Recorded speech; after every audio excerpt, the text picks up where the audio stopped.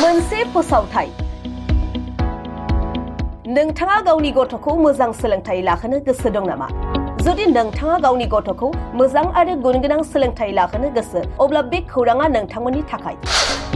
गुवाहाटी फार्मही गरसुकआव थानाय हली ह'म senior secondary स्कुलाव 2026-2027 सोलोंथाइ बोसोरनि थाखाय थाखो 4 निफ्राय थाखो 11 सिम फरायसाफोरनि गोदान मुं थिसननाया सोलिगासिनो दं।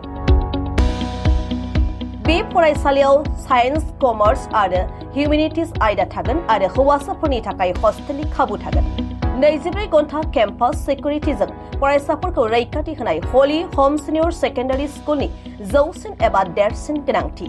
बे हली ह'म सिनियर सेकेन्डारि स्कुलाव कम्पिउटार लेबनिफ्राय लानानै फरायसाफोरनि गोसोआव सन्देह थानाय सोंथिफोरखौ बुजायना होनाय एबा फोरोंना होनो थाखाय फोरोंगिरिफोर आरो फरायसाफोरखौ फरायनायाव बांसिन गोसो होनायाव मदद होनो थाखाय गुवार फरायग्रा खथा आरो गासै खाबुफोर बे फरायसालियाव दं। एसि उन्दुग्रा खथानिफ्राय लानानै साफ्रोमबो फरायसाफोरनि थाखाय गंसे बिसना एबा बेडखौ बे हली ह'म सिनियर सेकेन्डारि स्कुलनि हस्टेलाव मोननो हागोन। बेजों लोगोसेनो गासै गेलेमु आयदाफोरनि थाखाय सासे प्रफेसनेल कचनि गेजेरजों फरायसाफोरा बास्केटबल, फुटबल आरो बायदि बायदि गेलेमुफोर गेलेनो हागोन।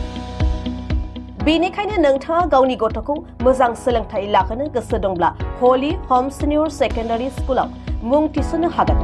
बांसिन रोखायै मिन्थिनो थाखाय 8134947703 आरो 8134947701 मबाइल नम्बराव फोनांजाब खालामनानै आबुङै मिन्थिना लानो हागोन।